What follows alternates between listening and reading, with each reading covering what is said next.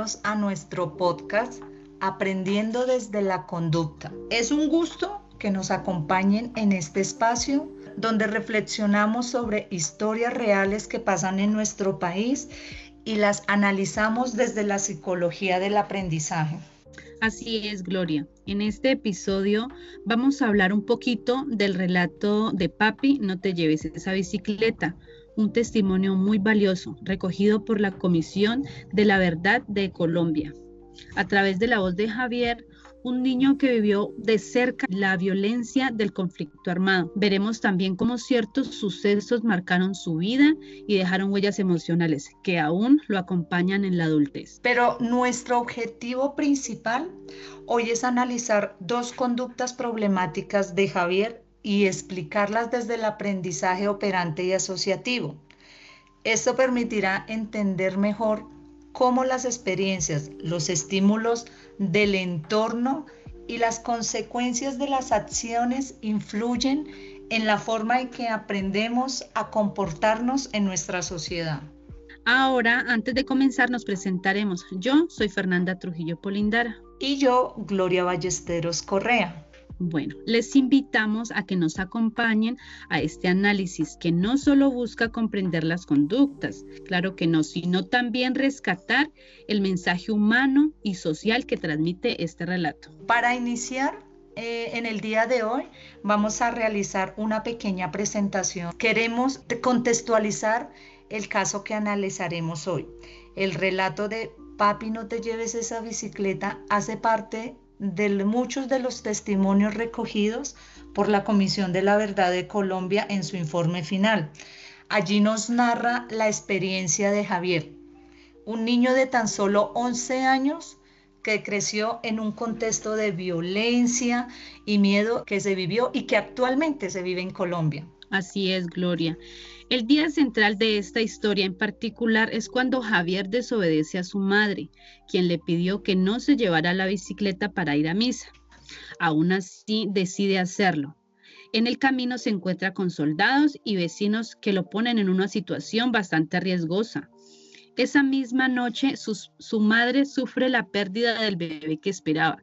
Desde entonces, Javier ha cargado con un sentimiento de culpa, y no es para menos, que lo ha acompañado hasta la adultez. Pero Fernanda, en este tipo de casos vemos una conducta problemática que es la culpa persistente. La primera conducta problemática que identificamos es donde Javier, incluso muchos años después del hecho, ese sentimiento se mantiene como una carga emocional que afecta su bienestar psicológico. Por eso podemos describir esta conducta que Javier expresa verbalmente de manera frecuente y prolongada pensamientos de autoculpa relacionados con el aborto de su madre, atribuyendo la responsabilidad de lo ocurrido a su decisión de llevarse la bicicleta. ¿Te parece esto justo, Fernanda? Es completamente injusto, pero es la realidad que viven cientos, no solo Javier como este relato, sino cientos de niños en una sociedad donde la violencia prevalece en todo su esplendor. Pero Gloria, aquí es importante notar que no solo se trata de un simple recuerdo doloroso, sino de asociación constante entre la acción infantil y una consecuencia trágica desde la perspectiva del aprendizaje asociativo. Javier vinculó el hecho de usar una simple bicicleta con la pérdida de su bebé, o sea, de su hermana. Y desde el condicionamiento operante, la culpa se refuerza cada vez que recuerda o narra el suceso. Tiene que haber sido algo verdaderamente trágico el volver a narrar este suceso, generando en él un malestar emocional muy grande. La segunda conducta problemática que podemos observar es la desobediencia a la madre. A pesar de la instrucción clara de no te lleves esa bicicleta, Javier decide hacerlo. Esto lo expuso a una situación peligrosa en un contexto de guerra y tensión social. Estamos hablando de un niño, Gloria, entonces la desobediencia en este texto es normal, o sea, ¿qué niño no desobedece? El problema fue aquí cuando fue esa situación tan peligrosa que tuvo causas muy violentas. Podemos hablar también, Gloria, de la definición operacional. Podemos describirla como Javier ignora de manera intencional la instrucción directa de su madre y realiza la acción de salir de la casa con la bicicleta, aun cuando se lo habían prohibido. Lo que comentas es totalmente cierto. O sea, es un niño con tan solamente 11 años a llevar esas instrucciones que le llevan los papás. No a todos le tienen que decir que sí. Por eso, esta conducta se puede analizar desde el control de estímulo. La invitación de las vecinas que fueron allá fue una señal motivadora para que saliera, aumentando la probabilidad de que ignorara la orden materna. Además, tengamos en cuenta que el control contextual influyó. Si un niño en su entorno violento no tenía plena conciencia de las posibles consecuencias de su decisión. Exactamente. Entonces, al identificar estas dos conductas, sería culpa persistente y desobediencia. Podemos entender cómo el aprendizaje y las condiciones del entorno influyen en una forma en que Javier construyó sus respuestas emocionales y comportamentales, Gloria. Pero Fernanda, más que culpar a Javier, este análisis nos ayuda a comprender cómo los niños en medio de la guerra son especialmente vulnerables. Sus decisiones, sus conductas y sus emociones están atravesadas por un contexto que escapa a su control.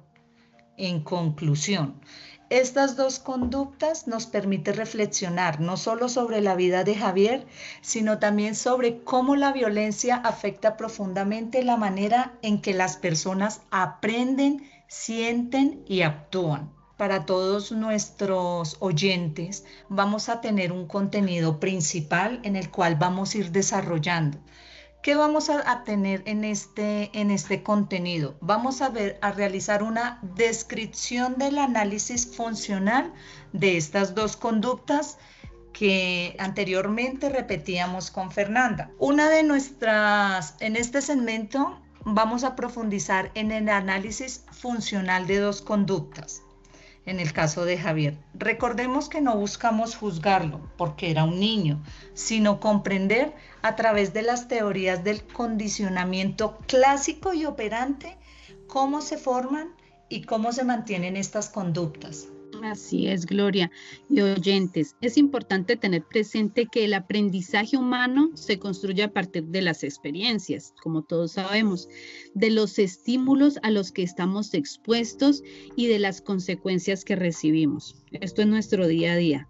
En contextos de violencia como el que vivió Javier, estas experiencias dejan huellas muy profundas que no solo marcan el presente, sino también su vida adulta. Lo podemos mirar en este contexto y en los contextos diarios y actuales de muchos niños y de muchos adultos en el día a día de hoy. Entonces, para iniciar este contexto, vamos a desarrollar nuestra primera conducta, que es la culpa persistente, que Javier, incluso siendo adulto, sigue diciendo que la muerte de su hermana fue su culpa. Esto se observa en si no me hubiera llevado la bicicleta, Mariana estaría viva. Acuérdense que Mariana era el nombre que le iban a colocar a su hermana. Entonces, esto es una conducta cognitiva y emocional observable en sus palabras, que se mantiene en el tiempo y afecta su bienestar. Entonces, desde el condicionamiento clásico, podemos analizar cómo se generó esta respuesta emocional. Primero, el estímulo incondicionado realmente fue la pérdida traumática de su hermanita, un hecho devastador que de manera natural provocó tristeza y dolor. Segundo, un estímulo neutro. En ese momento era la acción de llevar la bicicleta o salir a misa. Tras el evento, ese estímulo neutro se transformó en un estímulo condicionado. ¿Por qué? Porque quedó asociado al dolor de la pérdida de su hermanita. Por eso, cada vez que Javier recuerda la bicicleta o la desobediencia que realizó hacia su madre, pues él siente tristeza, siente la culpa y esa angustia. Este realmente es un ejemplo claro de cómo una experiencia traumática puede dejar una asociación emocional duradera. Pero ustedes como oyentes dirán, ¿pero cuál es esa argumentación científica? Bueno, pues desde la literatura psicológica sabemos que el condicionamiento clásico explica muchas reacciones emocionales duraderas. Por ejemplo, autores como Watson y Reiner en 1920, ellos demostraron cómo una respuesta de miedo puede condicionarse a estímulos neutros, y más adelante teorías como las de Pavlov y de la psicología del trauma muestran que estas asociaciones pueden ser resistentes a la extinción. Recordemos que en contextos de guerras, estudios en víctimas de conflicto armado, por ejemplo, investigaciones de la psicología clínica y del trauma en Colombia, muestran que muchas personas asocian estos estímulos cotidianos como un sonido, un lugar, un objeto, lo asocian con pérdidas violentas, generando reacciones de ansiedad, culpa o miedo, pues mucho tiempo después de los hechos. ¿Qué impacta? Pues que la culpa persistente de Javier no es un capricho personal, sino es el resultado de un aprendizaje asociativo que mantiene vivo ese trauma. Esto afecta su autoestima, sus relaciones con su familia y su capacidad de proyectar un futuro sin sentirse responsable por lo irreparable, Fernanda. Imagínate todo lo que lleva a cabo estos pequeños hechos. Gloria, una experiencia que inicialmente podemos pensar que es un día a día como la desobediencia de un niño, porque es un niño, puede desencadenar psicológicamente tanto en su mente, en su psicología, en su conducta. Podemos mirar, Gloria, como segunda conducta problemática también es la desobediencia a la madre. Aunque ella le dijo claramente, papi, no te lleves esa bicicleta, Javier decidió salir con sus vecinas. La conducta observable fue tomar la bicicleta y marcharse, ignorando la instrucción materna, lo que le sucede a muchos niños. En el análisis operante podemos encontrar aquí el condicionamiento operante. Javier no podía prever las consecuencias graves, pero su decisión estuvo guiada por refuerzos inmediatos. Podemos mirar en el antecedente la invitación de sus vecinas a misa, que generan presión social y deseo de acompañarlas. La conducta en este momento podemos decir que fue salir en la bicicleta y como consecuencia inmediata fue sentirse incluido y aceptado, lo cual actuó como refuerzo positivo. También podemos analizar en este suceso que evitó el aburrimiento y la frustración de quedarse en casa, lo cual funcionó como reforzamiento negativo, porque desencadenó una situación bastante desagradable. En otras palabras, Javier actuó bajo las reglas del aquí y el ahora. Y cómo no, Gloria, si es un niño, donde los refuerzos inmediatos pesaban más que un peligro abstracto. También podemos analizar una argumentación científica, como tú mencionabas, acerca de algunos autores. La teoría de Skinner nos dice que las conductas que reciben refuerzos tienden a repetirse. En la infancia y la adolescencia, los refuerzos sociales, como sentirse aceptado y acompañado, son especialmente bastante poderosos. La ciencia del comportamiento también muestra que los niños priorizan las consecuencias inmediatas sobre las de largo plazo, porque aún no tienen desarrollada completamente la capacidad de anticipar riesgos futuros, lo que podemos hacer nosotros de adultos. Estudios en neurodesarrollo y conducta adolescente, donde se explica que la corteza prefrontal encargada del control inhibitorio no está completamente madura en esta etapa. Recordemos que estamos hablando de un niño, ¿verdad? Ahora, el impacto en este caso, la desobediencia no debe de ser como maldad o rebeldía, sino como una conducta normal de un niño expuesto a estímulos sociales y reforzadores inmediatos. El problema es que en un contexto de guerra, estas decisiones cotidianas pues pueden terminar en consecuencias bastante graves, como en el caso de Javier. Podemos hablar de un análisis como conclusión. El condicionamiento clásico nos ayuda a entender cómo Javier quedó atrapado en una asociación de culpa ligada a una simple bicicleta, pero para él es un recuerdo de la pérdida de su hermana, no es una simple bicicleta, es lo que desarrolla en su mente cada vez que recuerda el suceso, Gloria. Tienes toda la razón.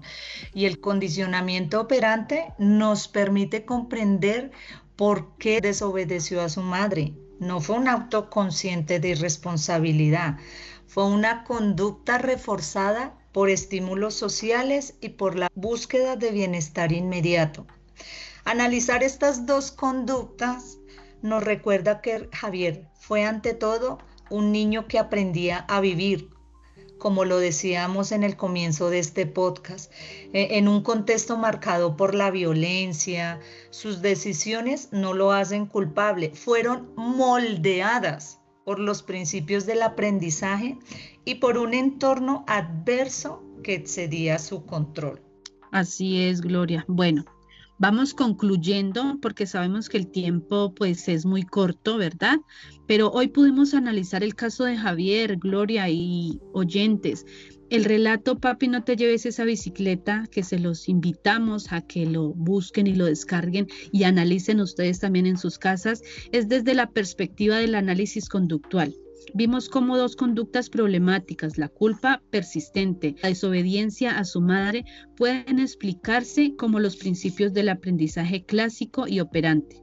Y lo más importante es entender que estas conductas no surgieron de la nada, fueron moldeadas por un contexto de gran violencia, por asociaciones emocionales dolorosas y por un refuerzo inmediatos que influyeron en las decisiones de un niño vulnerable, Gloria. Tienes toda la razón, pero para que nuestros oyentes tengan algo más para analizar, recordemos que desde la psicología conductual y la evidencia científica que ya hemos explicado anteriormente, existen estrategias que podrían ayudar a modificar o mitigar estas conductas. Ejemplo, para la culpa persistente hay técnicas como la exposición controlada, la reestructuración cognitiva y el reforzamiento de pensamientos alternativos que pueden ayudar a debilitar esa asociación traumática y poder avanzar en nuestra vida. Y lo otro, que es para la desobediencia y la dificultad en el control de impulsos. Existe el entrenamiento en autocontrol. Recordemos que todo está en nuestras mentes y si lo intentamos, logramos controlar nuestra mente. También en el reforzamiento positivo de conductas alternativas y por qué no el apoyo familiar y que realmente son fundamentales para salir de estas situaciones. En general, la intervención debe centrarse en reconstruir la seguridad, el sentido de inocencia y la capacidad de tomar decisiones sin miedo. Claro que sí, Gloria. Entonces, la gente también se puede preguntar, bueno, ¿cuáles son las fuentes donde estas mujeres pueden analizar esto y que nosotros también podemos, como oyentes, ir a esas fuentes? Entonces, en este análisis nos basamos en los aportes de Pavlov, 1927, sobre el condicionamiento clásico, también de Skinner, de 1953, sobre el condicionamiento operante y en investigaciones contemporáneas sobre trauma psicológico en contextos del conflicto armado, como las desarrolladas en Colombia por la Comisión de la Verdad 2022 y en diversos estudios en psicología clínica. Bueno, queremos despedirnos de todos ustedes.